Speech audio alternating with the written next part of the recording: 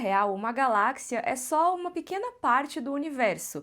E o universo tá constantemente em expansão, né? Pelo menos eu acho que é isso. Me corrijam aí se eu estiver errada, astrônomos que estão assistindo e tudo mais. Mas mesmo se eu estiver errada, eu acho que vai servir pra essa analogia aqui. Da mesma forma, a história que a gente conheceu do Mario, Luigi, da Princesa Peach, lá no Reino dos Cogumelos, tudo isso é uma parte muito importante, porém pequena, quando a gente compara com todo o universo de jogos, personagens e marcas da Nintendo. Super Mario Bros. O filme, o primeiro filme, já apresentava a gente a esse pedacinho do universo da Nintendo, dando a entender, né, mostrando pra gente que tinha muito mais coisa ao redor. Que esse era um universo muito vasto e existiam muitas possibilidades lá dentro, e eles já deram um gostinho dessas possibilidades. E agora, a continuação, Super Mario Galaxy, o filme, expande mais ainda esse universo, traz muito mais dos jogos pro cinema e mostra pra gente que provavelmente a intenção é continuar expandindo. Isso é muito legal, é muito fascinante, mas a questão é que às vezes é tanta coisa pra conhecer e pra explorar que a sensação que fica é de que a gente tá meio perdido no espaço. Oiê, tudo bom? Eu sou a Mikan, Mika com 3 N's no final, e hoje eu vou falar do filme do Mario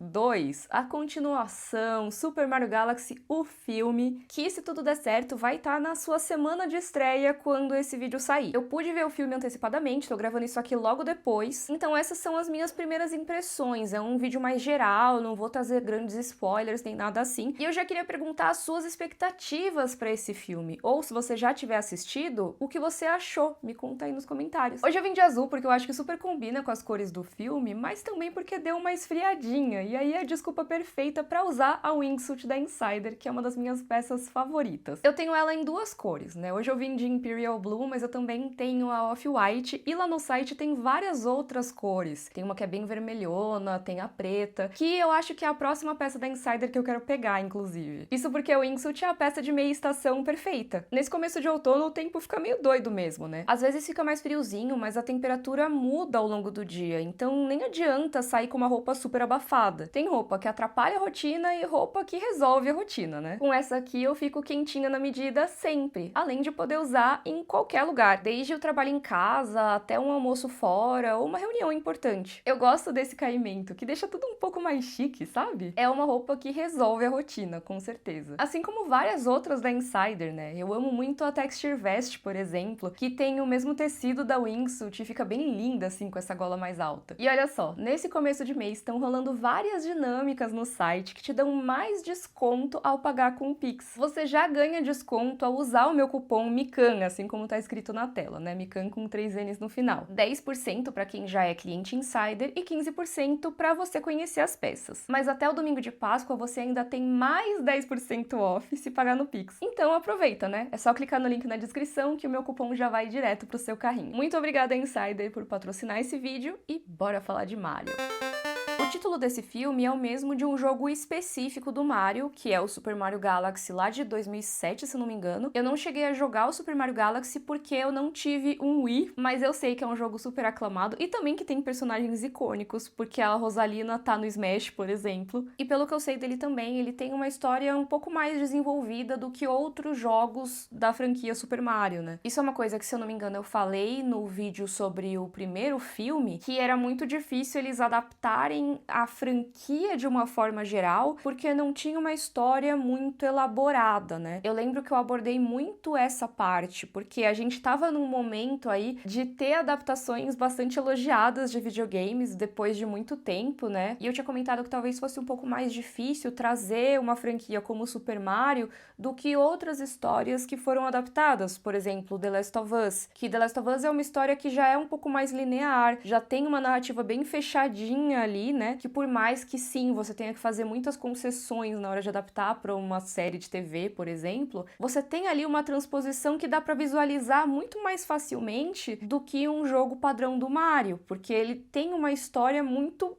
vaga em vários dos jogos dele, né? Eu falo mais sobre isso no outro vídeo, se vocês quiserem ver, ele vai estar linkado na descrição, mas eu acho que no caso do Super Mario Galaxy tem um pouco mais de substância nessa história. Por mais que não vá ser um jogo totalmente focado em narrativa, ele tem sim toda a sua trama lá, e pelo que eu vi, o filme é levemente inspirado nessa trama, tá? Tem algumas coisas que são semelhantes, outras coisas que são bem diferentes, mas tem sim algumas inspirações, tem personagens que têm em comum ali entre as duas obras. Porém, assim como o primeiro filme, que trazia ali vários outros jogos do Mario junto, tinha coisa de Mario Kart, por exemplo, tinha até coisa do Donkey Kong, e não só do Donkey Kong como inimigo do Mario originalmente, mas os jogos do Donkey Kong. E agora, por mais que tenha o Super Mario Galaxy no título, porque é a trama principal, você vai sim ter vários momentos que tem mais a ver com determinados jogos desse universo de Super Mario Bros. Então vai ter um momento que aparece algum personagem que é de um jogo antigo da franquia. Aí vai ter um momento em que vão usar uma trilha sonora do Super Mario Odyssey, por exemplo, né? Que eu reconheci porque eu joguei o Super Mario Odyssey e ele é bem posterior ao Galaxy. Então, assim como no primeiro filme, existe essa liberdade de explorar meio que tudo que já foi feito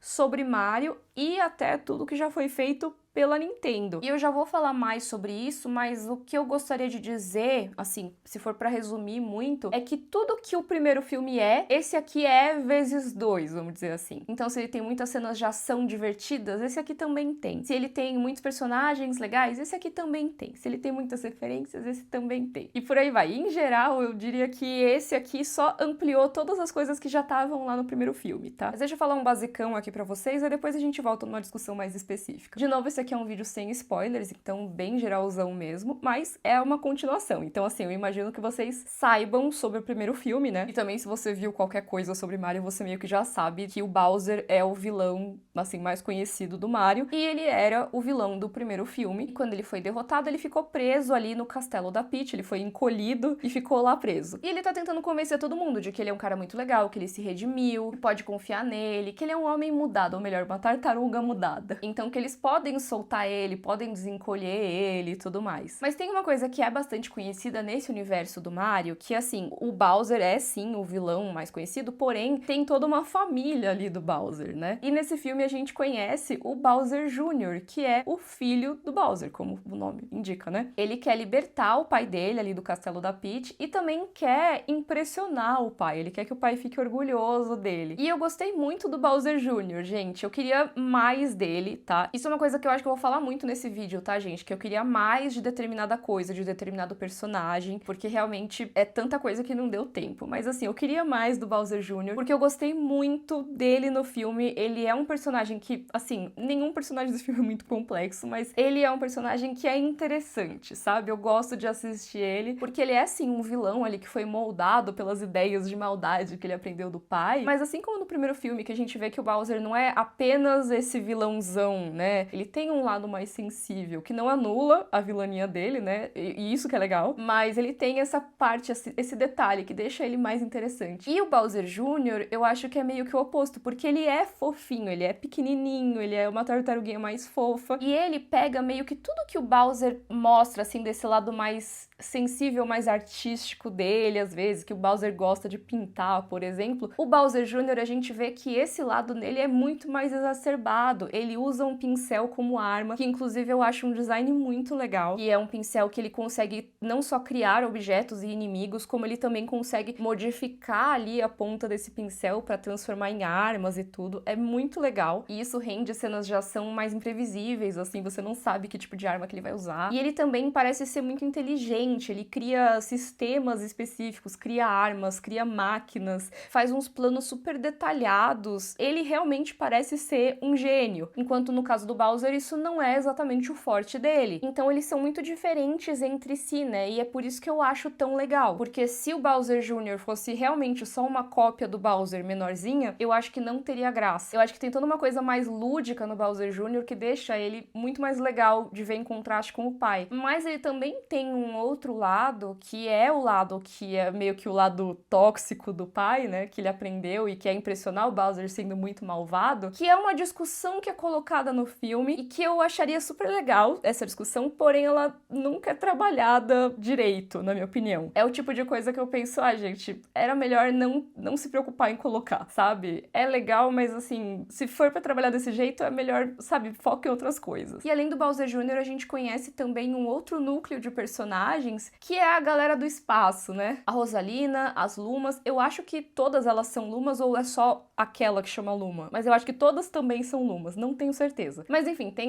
as estrelinhas, pelo menos uma delas se chama Luma, e a Rosalina é meio que a mãe delas ali, e a gente vai acompanhar a história delas também ao longo do filme. Eu gostei da Rosalina, achei ela uma personagem legal, mas lembra que eu falei que eu ia comentar, tinha que ter mais, não sei o quê? Então, tinha que ter mais Rosalina. Eu acho que é muito legal que ela esteja no filme, ela é uma personagem importante, mas a gente teve pouco tempo com ela, quem sabe, né, em um próximo filme. Isso também vai ser uma toada nesse vídeo. Acho que muita coisa que tá nesse filme é pra mais filmes, sabe? Então, a gente vai ver mais Rosalina, a gente vai ver mais Bowser Jr., eu acho, pelo menos. Daqui a pouco eu falo mais disso, de ter muita coisa, muito personagem e pouco tempo pra dar atenção pra isso tudo, mas uma coisa que eu queria elogiar é a parte visual desse filme. Eu já falei isso sobre o primeiro filme no meu outro vídeo, se eu não me engano, e nesse eu reforço e até acho que amplio o meu elogio, porque, gente, realmente é muito, muito incrível ver todo esse universo aí sendo retratado na tela de um jeito muito bonito e complexo também, né? Não é que você vê só cenas legais com esses personagens e elas são muito bem animadas e bonitas e tem textura, iluminação boa e tudo mais. Porque sim, tem isso. Mas além disso, você tem ambientes que são extremamente vivos. Eu acho que uma coisa que já tinha muito no primeiro filme e que agora é reforçada é que o pessoal da Illumination, que é o estúdio parceiro da Nintendo na produção desses filmes, eles têm muito esmero com esses sets virtuais, com esses cenários, toda essa ambientação em que acontecem as cenas, porque realmente, gente, cada milímetro é povoado, cada lugar tem uma coisinha, e não só pra ter referências, né, porque sim, tem muita referência, muitas coisas, olha só isso aqui e aquilo ali, mas não é exatamente dessa parte que eu tô falando. O que eu quero dizer é que esses lugares, apesar de serem, obviamente, ambientes de fantasia, parecem existir. Quando vai ter uma cena em um lugar específico, tem toda uma coisa acontecendo ali no fundo, com vários personagens que meio que não vão importar nessa história, mas eles estão lá vivendo suas vidas. São os figurantes aí desse mundo de fantasia. Então vai ter um momento que tem uma estação, por exemplo. Tem uma galera ali no fundo passando, conversando, comprando suas passagens, embarcando em alguma coisa. Alguns deles o filme vai parar, vai dar um destaque um pouco maior, porque eles querem mostrar que eles fizeram esse trabalho de ambientação, mas mesmo fora dessas situações, dá pra você ver ali que é um ambiente extremamente povoado. E isso é muito legal em vários casos, né? Tem um momento em que alguns personagens entram em um lugar que é uma espécie de fortaleza do mal, vamos dizer assim, só que pra chegar no lugar que eles querem, tem uma espécie de cidade em volta. E essa cidade tem uma temática meio de parque de diversões e tudo, então tem os brinquedos de parque de diversão, tem os bonequinhos circulando ali pelo parque de diversão, aproveitando, tem barraquinha de prenda das brincadeiras e realmente tem as prendas lá, sabe? Eu acho que eles dão muita atenção a esse tipo de detalhe que faz esse mundo parecer vivo. E saindo aí do fundo, indo pro primeiro plano, eu falei no meu vídeo do primeiro filme que eu tinha um pouco de receio de como seria pra eles trazerem o visual dos jogos pro cinema sem ficar muito tosco, né? Que eu sabia que dava pra fazer, mas que dependendo de como eles fizessem, talvez não ficasse muito legal. E eu tinha achado que eles traduziram muito bem pro primeiro filme. Isso se mantém no segundo, na minha opinião, tá? Eu acho que é necessária muita criatividade pra conseguir transpor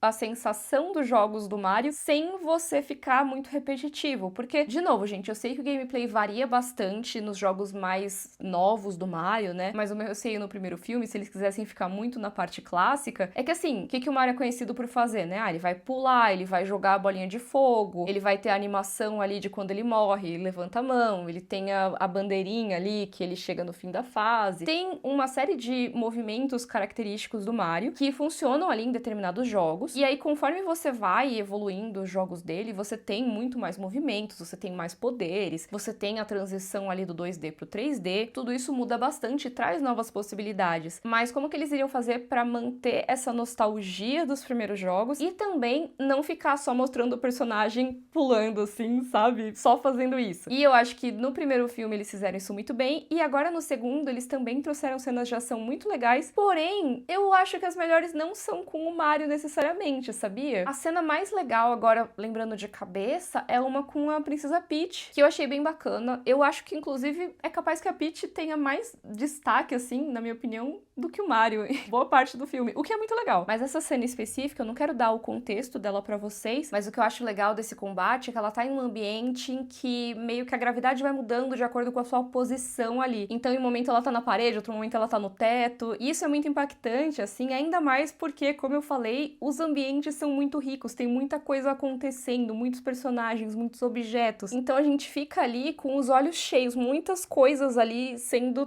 trazidas pra gente de um jeito muito legal, né? Mas aí eu vou para a parte que eu quero falar, não é mal do filme, mas falar que o filme é o que ele é. Eu acho que assim como o primeiro filme, o Super Mario Galaxy é um filme que é entretenimento na sua forma mais pura. E eu não tô dizendo isso pra desmerecer o filme, tá? Eu só tô falando que eu acho que é isso que ele se propõe a fazer. Ele não é um filme que vai se propor a questionar e, nossa, por que que o Mario é desse jeito? Por que que a Peach é desse jeito? Quando ele tenta questionar essas coisas, eu acho que ele se passa um pouco. Eu prefiro que ele não faça isso. Quando ele assume mesmo que é isso, é um entretenimento mesmo, eu quero divertir todo mundo, eu quero fazer isso porque é da hora, porque é legal. Eu acho que ele funciona muito mais. E eu diria que em boa parte da obra é essa a sensação. Sabe o que eu imagino quando eu penso nesse filme? Sabe quando tem virada de ano, que tem aqueles shows de fogos de artifício, e aí tem muitos ali rolando ao mesmo tempo, e aí você tá olhando, e aí você vê um subindo ali pro céu, ele tá prestes a estourar, só que quando ele começa a estourar, você já vê outro, e aí ele fica grande, chama a sua atenção, mas já tem uma outra explosão lá atrás, e aí tem os barulhos, e aí tem rojão, o céu todo cheio de fogos de artifício, mas você não vai conseguir ver com detalhes ou admirar uma das explosões específicas de fogos de artifício, sabe? Porque tem muitas acontecendo ao mesmo tempo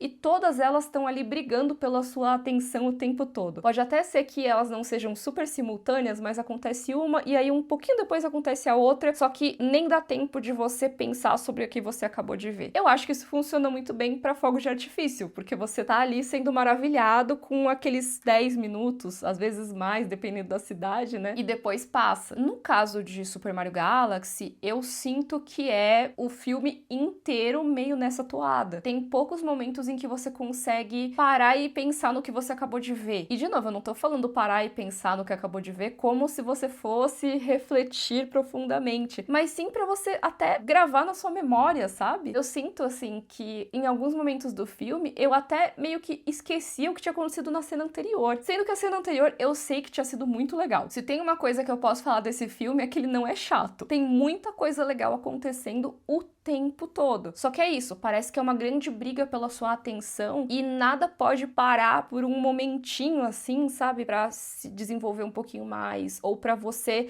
realmente deixar as coisas decantarem um pouquinho pra ir pra próxima cena. É uma coisa muito da hora seguida de outra coisa muito da hora e outra coisa mais da hora ainda depois. E aí você chega no fim do filme, nossa, já acabou? É como se você estivesse vendo aquele grande show de fogos de artifício, mas enquanto você tá em uma montanha-russa também. Então você tá lidando com todos aqueles estímulos ao mesmo tempo. Isso, gente, é legal, se é o que você tá procurando. Eu acho que é importante saber que esse é esse tipo de filme, e talvez até mais do que outros filmes pipoca que a gente encontre por aí. Ele realmente traz muita coisa, muitos elementos, muito fanservice. Como eu falei, as cenas de ação são legais, tem muita piada, tem muitos momentos ali icônicos com os personagens. Eles trazem muitos personagens novos. Acho que dá pra dizer que além da Rosaline e do Bowser Jr., o grande destaque é o Yoshi, que é super icônico e ele é muito legal no filme. Eu acho que ele foi o que mais se destacou porque ele simplesmente tava lá em quase todas as cenas, né? Porque não é que tem uma grande história do Yoshi e também não acho que super precise, mas acho que como ele tava bastante lá e ele não exige ter tantas falas ali pra ser um personagem, ele só fala Yoshi, né? Ele foi um personagem muito legal, assim, e tem muita coisa com ele na história. E aí tem outros personagens que já esbarram nessa coisa de mais jogos, esse universo expandido aí da Nintendo. Tem alguns personagens que eu acho que, apesar de eles serem, obviamente, fanservice, eles fazem parte da história a ponto de não distrair muito. Como foi o caso do Donkey Kong no filme anterior. Ele fazia parte daquela história, ele era um personagem ali e tudo, por mais que ele não fosse o personagem do filme, dava pra entender por que ele tava ali e foi uma adição legal. Nesse filme a gente também tem um personagem que eu acho que se encaixa nesse papel, que ele é um personagem que se distancia já um pouquinho de Mario, o Donkey Kong tá ali adjacente, né? Tem alguns que são, obviamente, fanservice, mas que eles estão em uma cena ou outra específica, e eles são importantes nessa cena específica. Então você tem o fanservice, mas também tem uma coisa legal que envolve esses personagens, então eu acho que fica bacana. Mas também tem um caso ou outro que é realmente só a Nintendo fazendo, gente, olha só, existe esse personagem. E aí eu não acho que é tão interessante assim, sabe? Acho que um exemplo que não é spoiler, né, gente? Porque, assim, é realmente um negócio que dura um segundo. Que tem vários personagens passando e tudo mais, e aí tem um momento que mostram os Pikmin. E, gente, eu amo Pikmin, tá? Eu joguei muito o Pikmin 3, o Pikmin 4, eu jogava o Pikmin Bloom, hoje em dia eu não jogo mais, mas eu gosto muito dos Pikmin, como eu chamo eles. E é lógico que eu fico feliz de ver eles ali na cena, mas realmente, assim, não acrescentou nada ao filme. E se fosse uma coisa só ali no fundo e tal, olha só que legal, tem os Pikmin ali. Mas eles realmente se atêm ali, sabe? É pra você ver os Pikmin, tem um destaque grande ali. E aí eu fico pensando, tá, beleza, eu gosto dos Pikmin, então eu tô muito feliz de ver. Eu imagino que boa parte dos fãs aí de jogos da Nintendo vão reconhecer o Pikmin também. Mas e pra quem não acompanha isso, pra quem não sabe o que é Pikmin, esse destaque aí grande num elemento muito específico que não tem a ver com a trama, pelo menos no momento não tem nada a ver. Sei lá, eu fico achando que é realmente só o puro fanservice, sabe? E aí entra em uma coisa que eu acho que já foi muito mais comum, mas que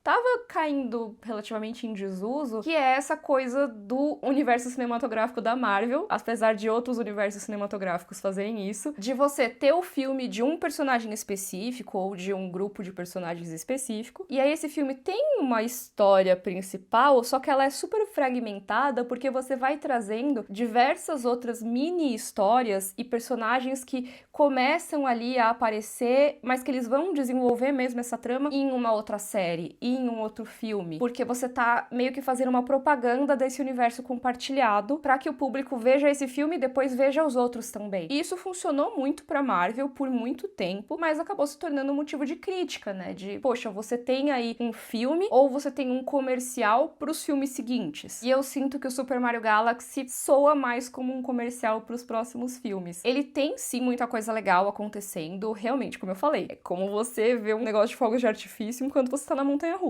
Mas enquanto você tá ali andando na montanha-russa, os fogos de artifício, de vez em quando, eles dizem, ó, o próximo show vai ser muito mais legal. Vem aqui no outro dia porque você vai ver uma coisa diferente. Eu sinto que tem um pouco esse perfil, sabe? E com isso, como eles trazem muita coisa que não necessariamente tinha que estar nessa história, mas que é legal porque é uma referência ou porque vai fazer meio que uma propaganda desse universo maior, acaba que a gente não tem tanto tempo assim quanto poderia pra passar com os personagens que são dessa história. Eu falei do Bowser Jr., por exemplo, que, poxa, ele tem muito destaque, mas eu queria ver um pouco mais dele. O próprio Bowser, que é um personagem que, sim, brilha bastante nesse filme, não tanto quanto no primeiro, porque ele não é o vilão principal, mas ele é um personagem super legal, super bacana de assistir, e que eu senti que eles quiseram trazer um pouquinho mais de complexidade, um pouquinho mais de conflito interno ali, mas meio que não dava pra desenvolver isso. Em uma cena ele tava de um jeito, aí na outra já resolvia essa questão, sabe? Já mudava, porque não dava tempo, simplesmente. Se ele aparecia naquela cena, tinha que